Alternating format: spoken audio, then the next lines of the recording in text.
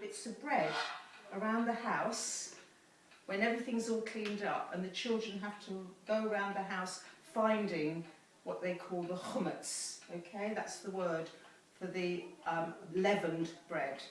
And that is a little thing that the children enjoy doing. I used to enjoy doing that when I was a little child, because you can go rush to your parents, go, found some, I found some. Okay? Okay? What about music? Can you sing a Jewish song?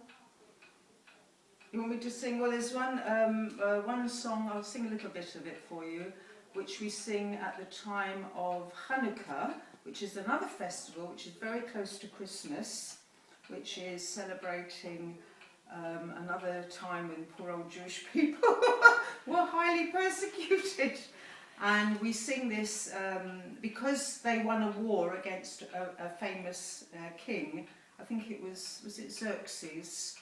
The Jews won this war, and it was what was it, about 160 BC. And they sing a song at that time, and it's called Ma'atzu. Ma'atzu Yeshua si la la la la la la la Tichon Beit Afila si. I can't remember all the words.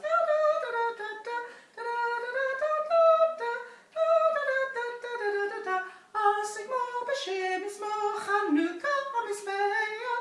Asigmo b'shem ismo Chanukah ha'mizbeah. That's the song. Thank you. Are there any special Jewish instruments?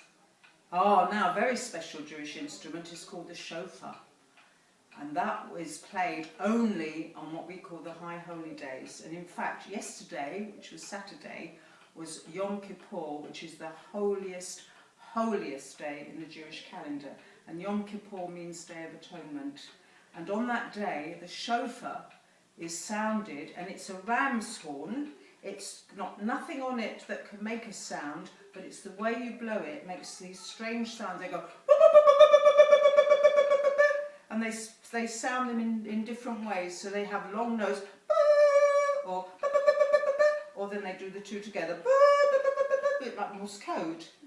And what it's supposed to represent, the ram's horn, is when Abraham, I don't know if you know your Bible, but Abraham was going to sacrifice Isaac, and God, because God told him to, and then God changed his mind, and just as he was about to sacrifice Isaac, and they used a ram instead. So that's part of the significance of the ram's horn.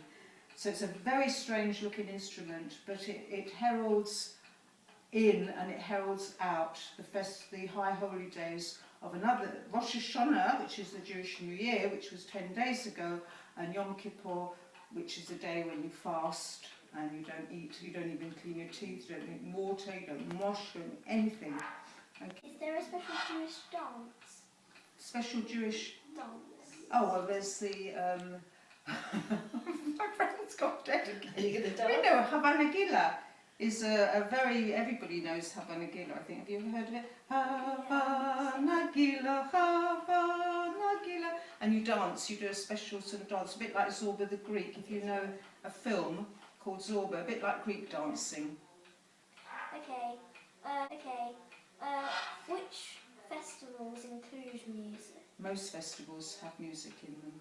Most festivals, even the very high holy day of Rosh Hashanah and Yom Kippur, have music. So the Passover I mentioned earlier, you sing lots of songs in celebrating Moses taking the Jews out of Israel, out of Egypt, not Israel, out of Egypt, and Hanukkah, and I just sang Ma'atzur, there's Simchas Torah, which is a big celebration where it's the end of the reading of the Holy Book in the synagogue, and we sing songs. And Purim, which is celebrating the history of another persecution of the Jews. A horrible man called Haman, who's like the modern equivalent would be Hitler. Yeah? And when they tell the story, if you've ever read the Book of Esther, the biblical Book of Esther, it tells the story of that. And Haman was a very, very wicked advisor to, that was Xerxes, I got the wrong name the other day, that was Xerxes. He he married, well, it was Ahasuerus, I might have got the Greek names wrong. King Ahasuerus married Esther, and Haman wanted to kill all the Jews. And in the synagogue, when Haman's name is mentioned, everybody boos and hisses and claps and shakes their fists around, all to drown out his name. And they dress up, they have fancy dress parties, all, you know, to celebrate that he was, in the end, he got his just desserts, because what he wanted to do to the Jews was done to him.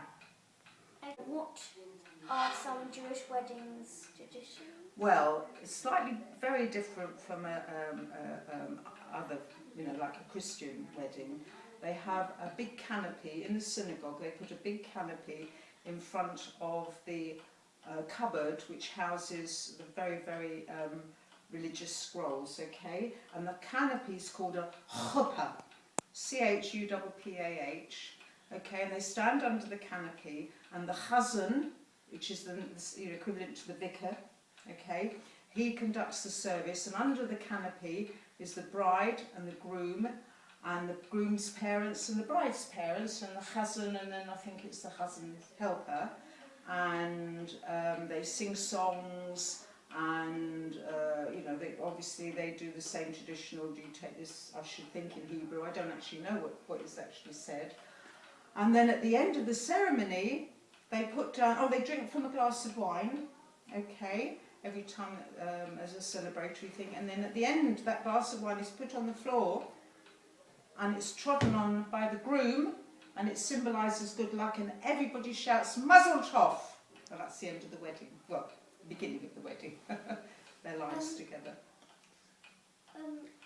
What is the wedding cake just like a normal wedding? Yes, yeah. One other thing I will tell you, in very orthodox Jewish weddings, the bride and the groom aren't even allowed to dance with each other, and the men have to dance in one room, and the women have to dance in another room. They don't meet. That's in what we call very orthodox religious homes. But the normal Jewish weddings are what I said before. What traditional food do you eat? Well, on certain festivals throughout the year, Jews eat certain types of food. Now, for instance, I told you about Hanukkah, which actually is called the Festival of the Lights because you light a candle. Well, it's called a menorah, and it has 8 candles on it, and then a main candle called a shamas, which lights all the other candles. And at that time, you eat anything that's got a lot of oil in it, because Hanukkah was celebrating, like I said, the Jews won a war against a king, and so you eat donuts, because donuts are steeped and cooked in oil, aren't they? Yeah. And you eat potato pancakes because they're fried in oil, and the reason for that is because the oil of the temple in Jerusalem ran out, and it took 8 days to prepare new oil, and at the time there was only enough oil for one night, and what happened was, by a miracle, it lasted 8 days, and because it lasted 8 days, you celebrate Hanukkah as well as the war as well, and that's why you eat donuts. And then at the Passover, I said you eat special foods because you don't eat anything like bread. There's lots of other things you don't eat, but that's one of the main things. So, what can you... Oh, now, Jews live by a rule called kosher food, okay? And food that is koshered is very special, has to be killed in a certain way and prepared in a certain way. You can't eat pig. You can't eat any pig because they were supposed to be unclean, because they actually could infect the human being with tapeworm.